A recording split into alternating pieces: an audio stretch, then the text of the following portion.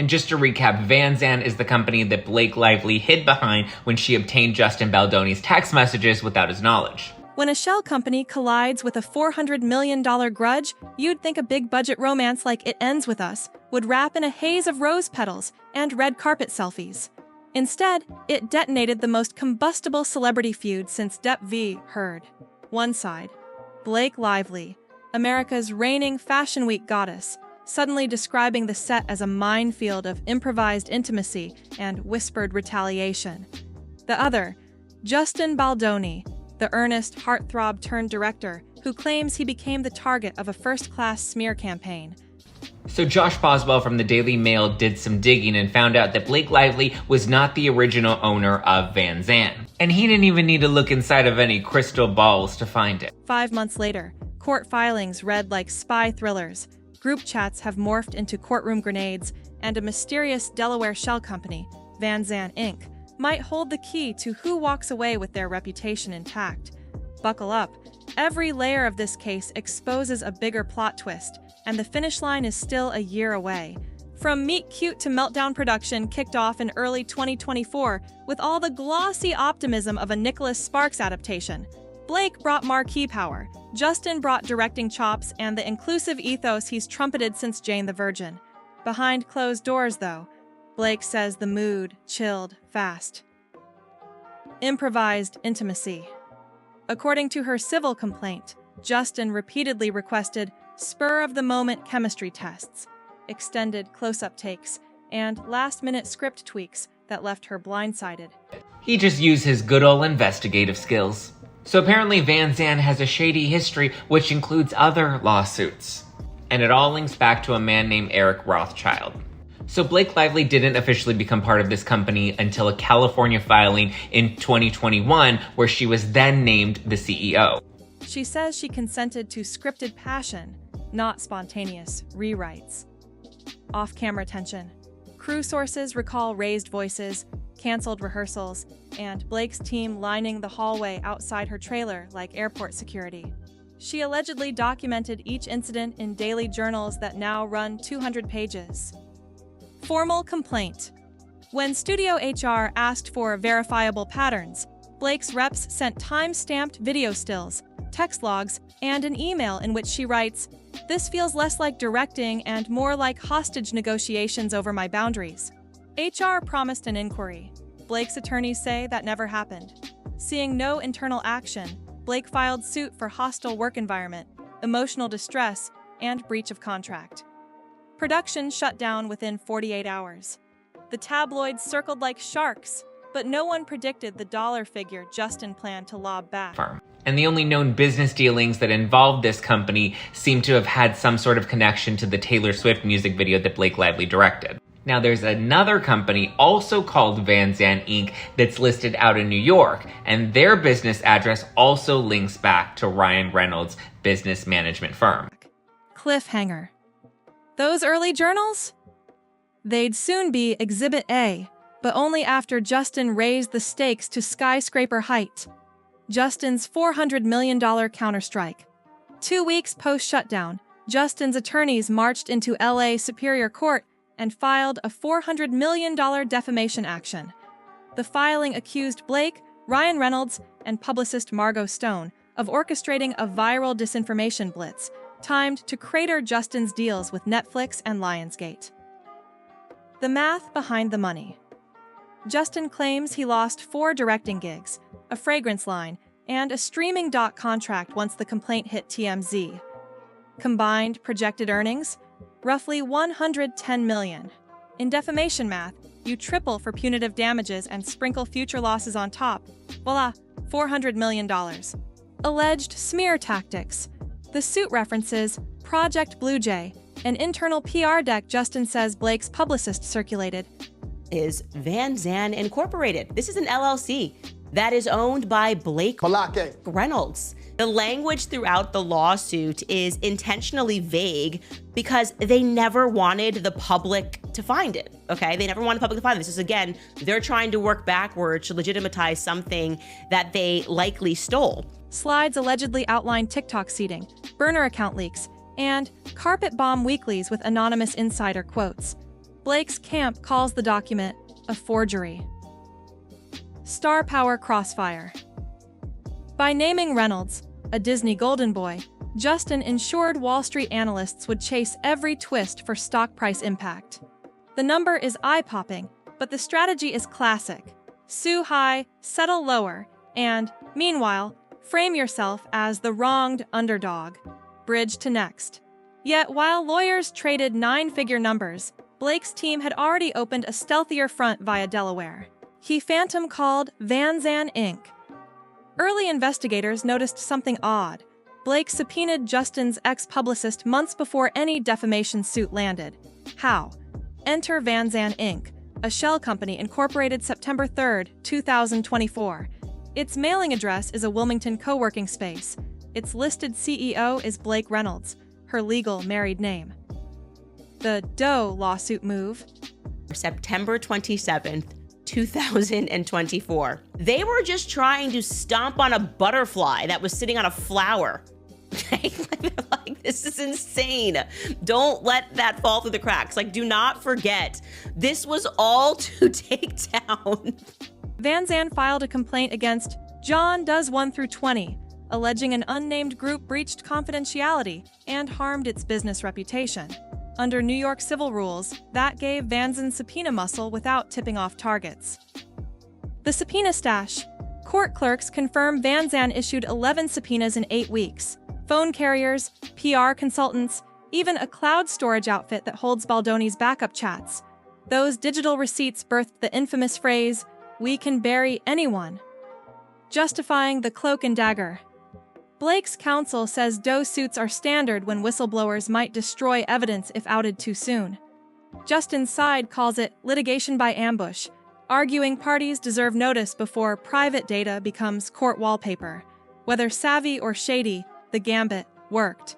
Thousands of messages now sit on encrypted hard drives, and both juries and journalists are salivating for the director's cut version. Teaser. But raw screenshots don't come with footnotes.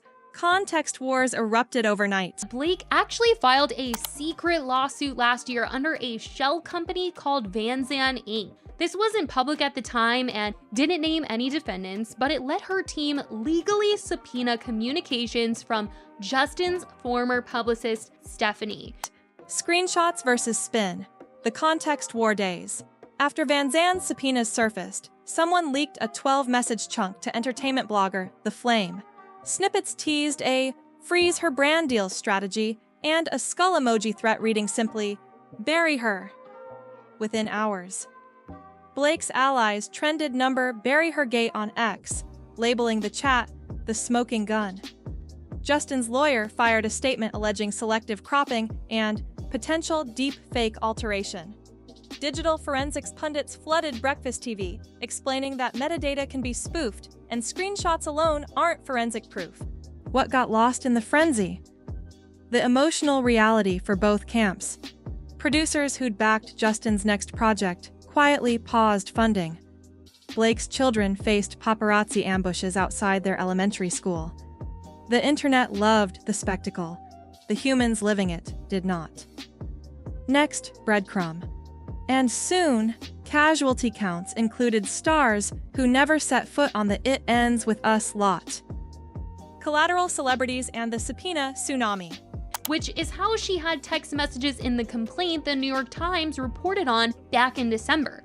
There had been a lot of speculation surrounding how she was able to receive those text messages, as the legal documents claimed that it had been obtained through a subpoena.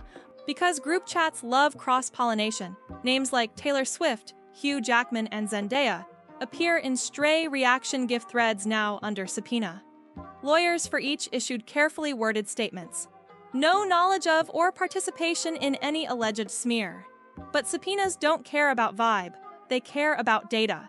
If a celeb posted so much as a thinking face emoji under Baldoni bashing gossip, they may be deposed. Imagine sitting opposite 3 attorneys explaining what you meant by 2 years ago at 1:14 a.m. That's the chilling ripple Vanzan unleashed. Agencies began hosting digital hygiene boot camps, urging clients to purge old group threads. Publicists drafted apology templates. If my reaction gif caused harm, that was never my intent. Meanwhile, YouTube commentary channels feasted on every new "OMG Taylor subpoena" headline. Segue. And then, as public opinion seesawed, Blake stepped onto a venerable stage no lawsuit could eclipse. Under this shell company called Vanzan Inc. Now, if you don't remember, these messages were Justin and his team allegedly talking about plans to destroy Blake and things like, "We can bury anyone," basically suggesting a coordinated effort to take her down behind the scenes. The Time 100 Spotlight, Philanthropy or PR Pivot. April 2025. Time magazine crowns Blake one of its 100 most influential people. Civil rights powerhouse Sherilyn Ifill pens a glowing essay about Blake's quiet funding of voter protection lawsuits and police reform think tanks. On Instagram, Blake posts a black and white portrait and writes, "My 10-year-old self could never dream of this. May we all fight for a country safe for every child." Likes soar into the millions. Comments split. Queen behavior, using her platform for good. Nice timing, Blake. Nothing redeems PR drama like a halo. Cynical or sincere, the accolade shifts algorithms. Google search spikes for Blake lively philanthropy begin outranking Baldoni lawsuit. In Hollywood, optics often shape the negotiation table more than depositions. Lead in. Yet accolades don't pause court calendars. Next hearing looms with game-changing motions. At least that's how Blake and her team were painting it out in her complaint against Justin Baldoni, which his legal team has fought back against, claiming the messages were cherry-picked in order to fit her narrative. Legal chess, deadlines, sanctions, and settlement smoke. May 2025 hearings cram 300 pages of lawyerly slugfest into 2 days. Justin's team moves to compel full journals Blake kept on set, calling them real-time slander diaries. Blake's side seeks sanctions over alleged evidence wiping after Justin Factory reset an old iPhone. Justin says he forgot the PIN. Blake calls it digital arson. Judge Ramirez sets a firm July 15th deadline for all outstanding discovery. Miss it, you risk evidence preclusion, a death blow in civil court. Behind the curtain, mediators shuttle settlement numbers. Rumor, Blake hinted at withdrawing the hostile work claim if Justin drops defamation or slashes damages to single-digit millions. Justin reportedly balked, quipping, "My name's worth more than a Malibu bungalow." Observers note both parties' insurance carriers hovering. Quietly terrified, a jury could bankrupt their policy limits. Industry insiders place 40% odds on a midnight settlement, 60% on a bruising March 2026 trial. Dramatic drumroll. And if trial happens, every subpoenaed chat, diary page, and backstage whisper could flash across public monitors. Ryan and Blake that were running the company. And how do you come out as starting a Vanzan company, Vancouver and Tarzana or whatever it is, the place that Blake Lively's from? How do you come out as starting a company with your girlfriend when you are married? For weeks, media frenzy and mental toll. While lawyers duel, the internet binge watches. TikTok creators reenact leaked texts with sock puppets. A Discord channel named Number Vanzan Detectives cross-references flight manifests to guess who met which lawyer. But the spectacle exacts a price. Blake's eldest reportedly deletes her social apps after classmates spam snake emojis. Justin's charity foundation sees donors pause pledges pending clarity. Crew who loved the project lament lost wages, and a story they believed mattered. Mental health advocates plead for restraint, but algorithms reward outrage. YouTube CPMs on Baldoni versus Lively keyword clusters surge 180%. For many bystanders, the feud is content. For the two stars, it's daily life. Hook to finale. And that's the haunting truth. This saga isn't entertainment to the people inside it. Yet the next twist is already queued up. Pandora's box is open. Who gets swallowed? A once charming rom-com morphed into a legal epic where one Delaware LLC toppled Hollywood's sense of smartphone safety. If Blake proves sabotage, she'll embolden actors everywhere to deploy private investigator subpoenas before filing harassment claims. If Justin flips the script, he'll warn A-listers that assaulting a director's reputation can cost you 9 figures. Beyond verdicts and payouts, the case forces a bigger reckoning. Are private chats fair game in public justice? Do shell companies hide truth or expose it? And how much damage can a single emoji do when lawyers weaponize context? Trial or settlement will answer some questions, but not all. What we know now is that Vanzan Inc. cracked a seal no NDA can reseal. Reputations, careers, even the casual banter of Hollywood's most bankable faces float in limbo until the gavel drops. So keep your notifications on, because the next court filing could implode years of friendships, torch streaming deals, and redefine how power is policed on every set from Atlanta to Auckland. And if the leaked text so far felt explosive, imagine what's still buried on those encrypted drives, waiting for its day in the harsh, unfiltered light of a courtroom projector. Stay curious, this story's far from over. Thanks for watching. Smash that subscribe button for real-time updates when this case hits its next dramatic beat. Trust me, you won't want to miss it.